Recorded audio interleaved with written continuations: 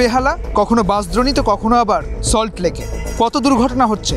আর এই পথ দুর্ঘটনা আরও ভয়ঙ্কর হয়ে যাচ্ছে যখন শিশু মৃত্যুর প্রকোপ বাড়ছে, শিশু মৃত্যু সামনে আসছে, এবং ঠিক তখনই বসানো হচ্ছে স্পিড ব্রেকার। কিন্তু এই স্পিড ব্রেকার কি একমাত্র সমাধান? আর কি করতে হবে, নাকি এটাই একমাত্র সমাধান? এই বিষয়ে কথা বলবো। আমাদের সঙ্গে রয়েছেন প্রাক্তন মুখ্য নগর পরিকল্পনাবিদ দীপঙ্কর সিংহ। নিউজ 18 বাংলায় আপনাকে স্বাগত। যখনই পথ দুর্ঘটনা হচ্ছে দেখা যাচ্ছে যে পরের দিনই স্পিড ব্রেকার বসানো হচ্ছে, এটাই কি একমাত্র সমাধান?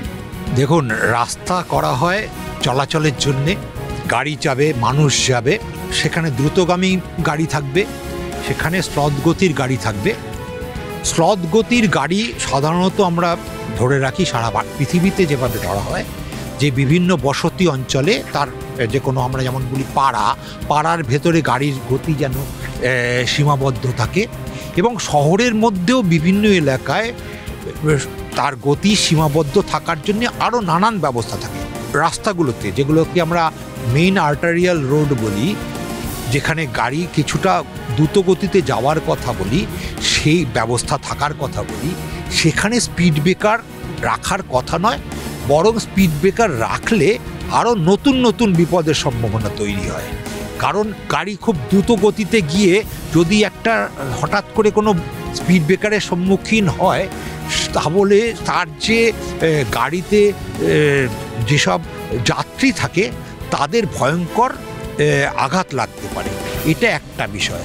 আর একটা বিষয় দেখবেন যে স্পিড ব্রেকার লাগানোর সাথে যে তাকে দূর থেকে চিহ্নিত করার যে ব্যবস্থাপনা থাকা দরকার, দেখবেন যে বেশিরভাগ ক্ষেত্রে সেটা নেই, এবং তাহলে আমরা ব্যাপারটাকে আর একটা দুর্ঘটনা প্রবণ করে তুলছি। স্পিড ব্রেকারের সুযোগে ও স্লথগতি গাড়ি এবং দ্রুতগতি গাড়ির যে চলাচলের রাস্তার মধ্যে আরও মিশে যাওয়ার সম্ভাবনা, এই জন্যে যে ওই স্পিড ব্রেকার আছে বলে স্লথগতি গাড়ির যারা চালায়, যেমন টু হুইলার বা সাইক্লিস্ট, তারাও কিছুটা বেপরোয়া হয়ে উঠতে পারে।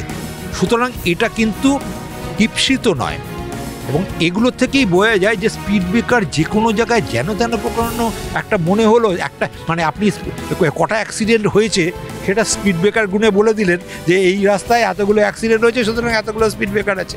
এটা তো হওয়া উচিত নয়।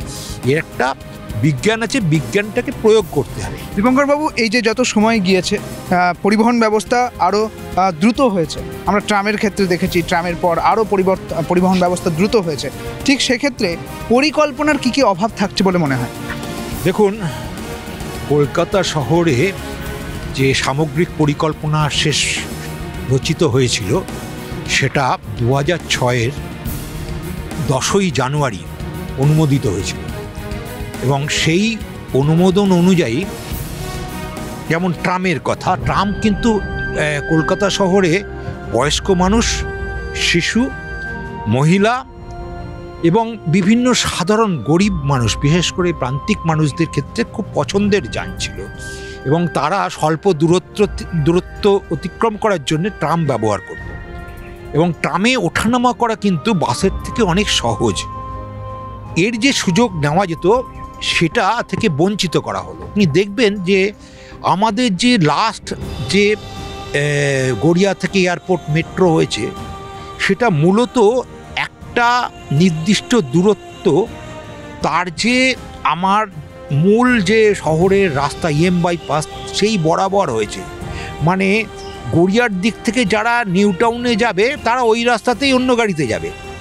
তাহলে তার সামনে একটা বিভ্রান্তি হবে যে মেট্রোতে যাব না বাসে যাব না গাড়িতে যাব। এই যে বিভ্রান্তি, এই বিভ্রান্তি কিন্তু দেখবেন যে পারস্পরিক প্রতিযোগিতার সৃষ্টি করবে।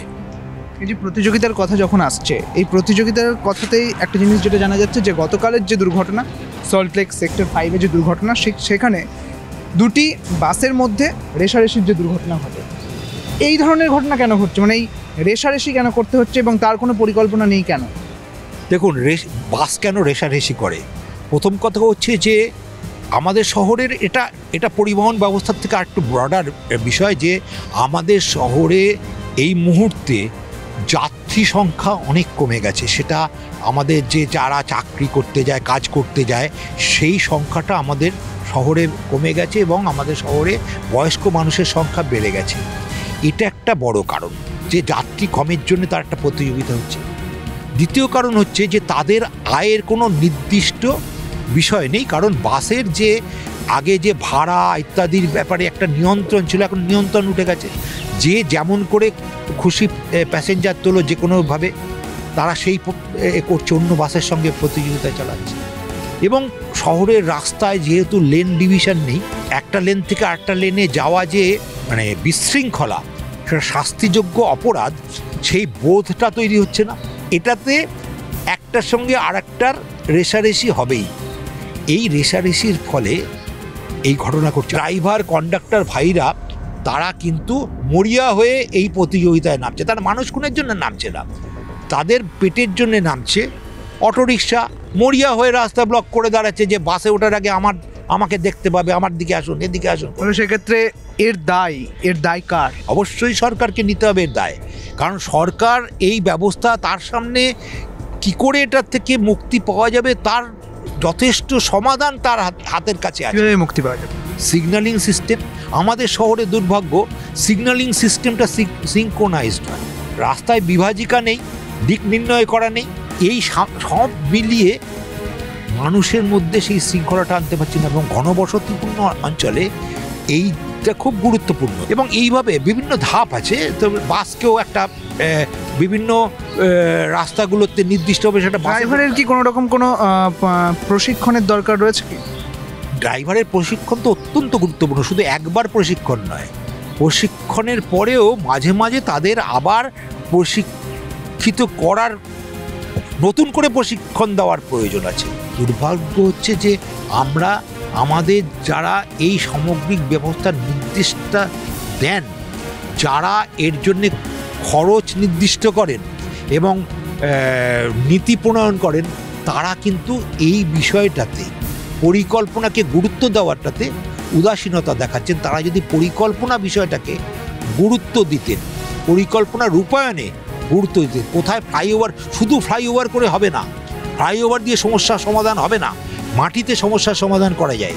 সুতরাং রাস্তায় সমস্যার সমাধান করতে হবে, সেইটা বিজ্ঞানসম্মতভাবে যদি করা যায়, সামঞ্জস্য রেখে যদি করা যায়, দুর্ঘটনা নিশ্চয়ই কমে যাবে।